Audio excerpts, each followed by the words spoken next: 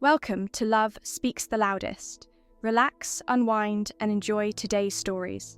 Don't forget to subscribe for more. Here's the first one.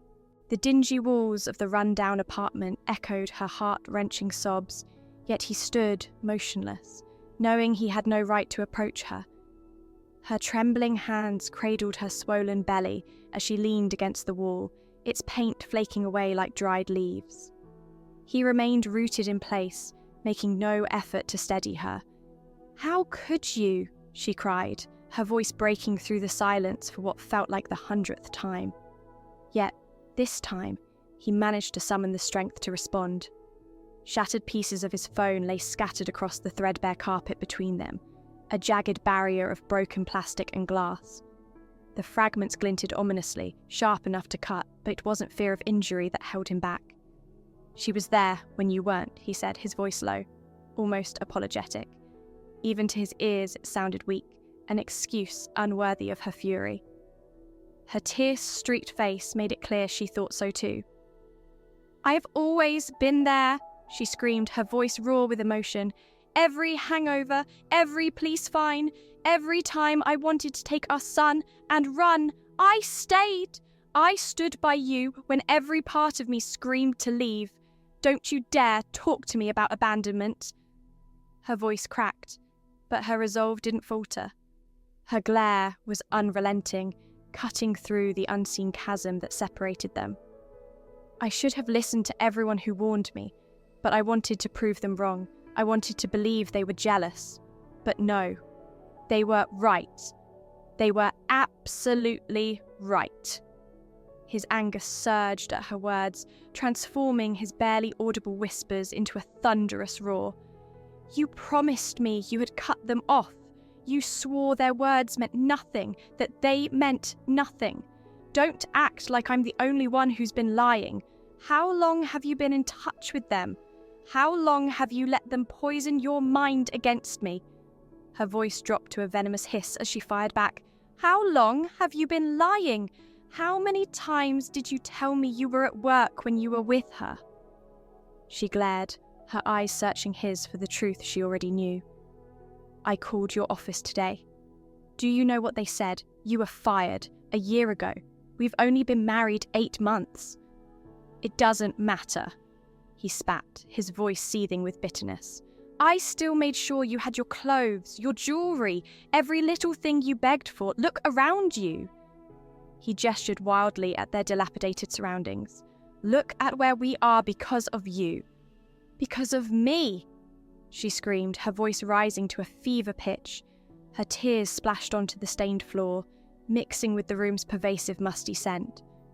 Pointing at the lone decoration on the wall, a single framed photo of their wedding, she sobbed, "When you married me, you promised to love me forever.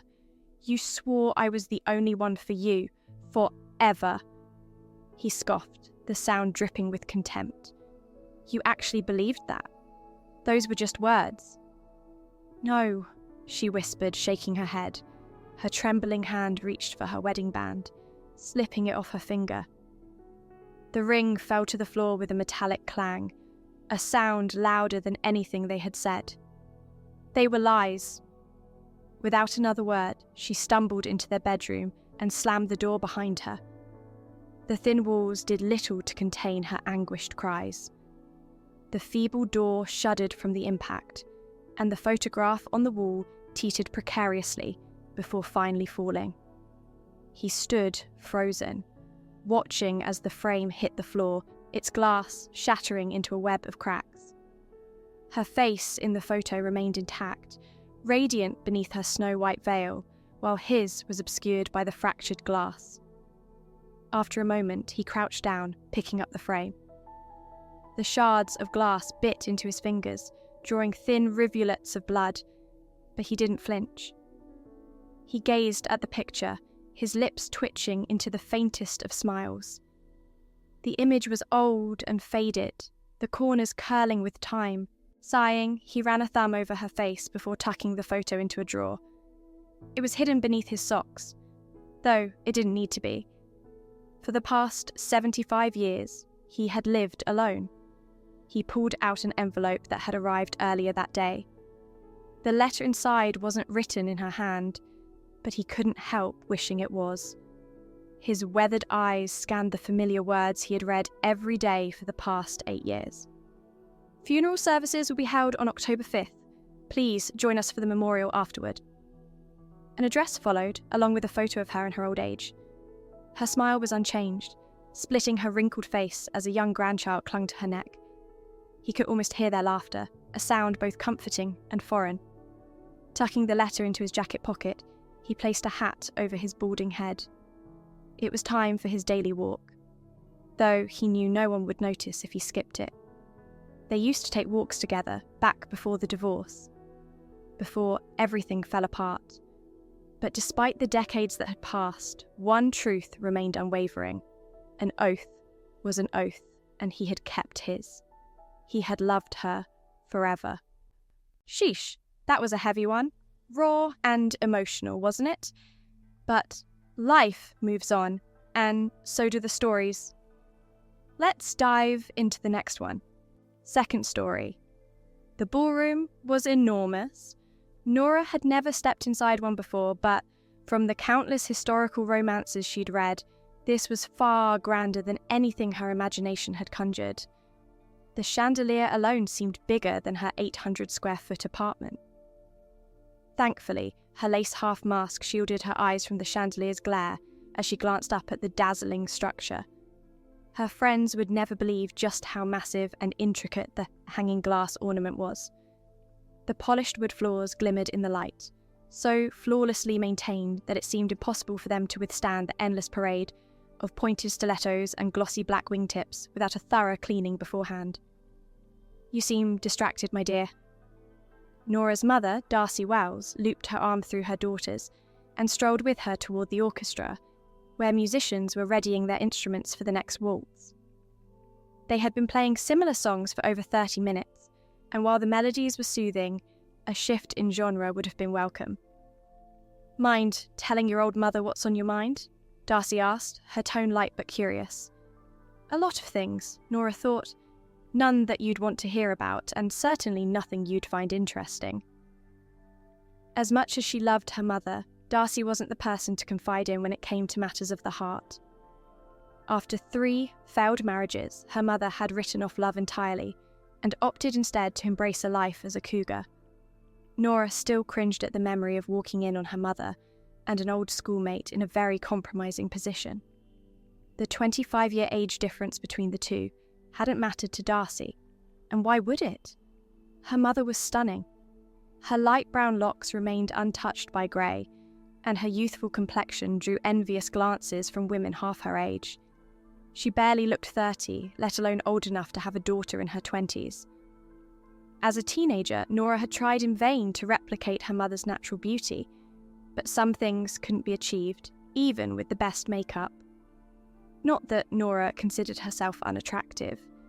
She'd inherited her father's darker brown hair and smooth features, but her hazel eyes were what people always noticed first. Wherever she went, they drew compliments and attention, overshadowing anything else about her appearance. But for Liam, it had been different. He'd noticed the tiny freckle on the bridge of her nose before her eyes. That detail, that simple acknowledgement, had made all the difference. Liam Redford was the only reason she was here tonight. His family had never approved of their friendship. They had tolerated it during childhood, but became furious behind closed doors when their bond deepened in high school. Rumours swirled that they were dating, though they'd always been just friends. But for Nora, it had been more. She'd fallen for him long ago, but Liam had never taken that step. He'd been bound by his duty to his family, including the arranged marriage they'd planned for him. Nora had stayed silent, never confessing her feelings or asking him to choose her. She admired his loyalty, even when it kept them apart. As Darcy's attention wandered to a young man across the room, she excused herself with a flirtatious smile, leaving Nora alone. Her mother's bouncing curls quickly disappeared into the swirling crowd, and Nora felt a wave of relief. At least her mother wouldn't be hovering the rest of the night. Nora adjusted the strap of her gown, nervously ensuring the deep-cut back wasn't shifting. Was Liam even here? Would he recognize her after so many years? College stress and homesickness had stripped away much of her softness, leaving her feeling like a different person when she looked in the mirror. Tonight, her blue contact lenses were part of her effort to stay unnoticed. She wasn't here to rekindle old memories, just to see him one last time before moving forward with her life. "Excuse me, miss, may I have this dance?" Her heart stopped. But that voice, it was him. Liam Redford stood in front of her, his hand extended, his full face mask doing nothing to hide the man she'd spent years dreaming about. She would have known him anywhere. His presence, his scent, everything about him was etched into her memory. Without speaking, she placed her hand in his, hoping her trembling wasn't as obvious as it felt. She couldn't let him look too closely. If his family found out she'd slipped into their son's engagement party, they'd waste no time in having her removed. "You remind me of someone I loved a long time ago," he said, his deep voice breaking through her thoughts. Her heart plummeted to the floor, the words striking a chord that left her stunned, all the way to the tips of her high-heeled pumps. There was no way he could be talking about her. They had been just friends, hadn't they? Had she been too obvious about her feelings back then? "Do you always use that line to charm women, Mr. CEO?" Nora's smooth, flirtatious tone almost surprised herself. The nervous energy swirling inside her remained well hidden, thankfully, as she kept her outward composure. Liam chuckled, his laughter muffled slightly behind his mask, but the sound was unmistakable. "I do not charm women? Perhaps you've noticed I'm a soon-to-be-married man," he replied, waving his hand to show off the ring on his finger before settling it back on her waist. His indifferent expression, however, betrayed how little enthusiasm he had for his upcoming nuptials. Nora had known from the start that Liam wasn't thrilled about the arranged marriage. Like most young people, he had dreamed of marrying for love, but his loyalty to his parents' wishes had always outweighed his personal desires. In the end, he had agreed, albeit reluctantly. When the engagement was announced, Nora made the painful choice to leave for a college far from home, putting as much distance as possible between herself and the heartbreak. It was the only way she could protect what little remained of her heart. But now she was here again, hoping to catch one final glimpse of him before leaving the past behind for good. "Why don't you take your mask off, dearest? I'd like to see if the face underneath is as beautiful as the mask itself." Liam's hand reached toward her mask, but Nora had anticipated his move. She dodged gracefully, tilting her head away with a soft, playful giggle meant only for him to hear. "Ah, but then it wouldn't be much of a masquerade ball, would it, Mr. CEO?" she teased. He chuckled again, clearly enjoying the banter. "You have the same sense of humour as an old friend of mine. Tell me, does the name Nora ring any bells?" Her heart, which had settled into her feet earlier, now lodged itself firmly in her throat. He knew. He had to know. There was no way he didn't. And yet, doubt lingered. Maybe he wasn't sure. Maybe there was still time to keep her secret, to stay just a little longer. "Doesn't ring a bell," she lied, masking her nervousness with a confident smile. "What a shame," he replied, his voice tinged with something she couldn't quite place. "I think the two of you would have gotten along well." Relief washed over her. She was safe. But the bigger revelation lingered. He had just admitted that he had loved her once. What could she do with that information now? Nothing. It was far too late. He was engaged, and the chance she never knew she had was gone. "Do you regret not being with her?" she asked softly, unable to resist. His gaze, though hidden behind the mask, seemed to dim with sadness. "Every day that I take a breath," he admitted. The weight of his words hung between them as they danced in silence for the remainder of the waltz. For Nora, it was everything. For years she had believed her feelings were one-sided, that she had loved in vain. Now she knew the truth. He had loved her too, even if only in secret. The songs she ended far too soon, but asking for another dance was too risky. Her identity needed to stay hidden. "Thank you for the dance, Mr. CEO. It was a pleasure," she said, dipping gracefully in a nod to old-fashioned traditions. Liam returned her bow, a faint glimmer in his eyes. "The pleasure was all mine, I assure you." He turned to walk away, but stopped just a few steps ahead, glancing back over his shoulder. "I'm sure we'll see each other again," he said, his voice low, "just for her. Nora." And just like that, he walked away, leaving her life once more. This time, though, there was no sorrow in her heart. Instead, she felt a deep sense of peace. She had come to see him one last time, hoping he would recognize her, hoping he would tell her the truth. He had. And now, she could move on, knowing that she had been loved by the man she loved in return. She felt accomplished. She felt happy. For the first time in years, she was free. Oh, and now, just like our main character, you're finally free. Free from today's stories. But before you step away from the dance floor of storytelling, don't forget to like and subscribe to our small but very proud channel. Just kidding.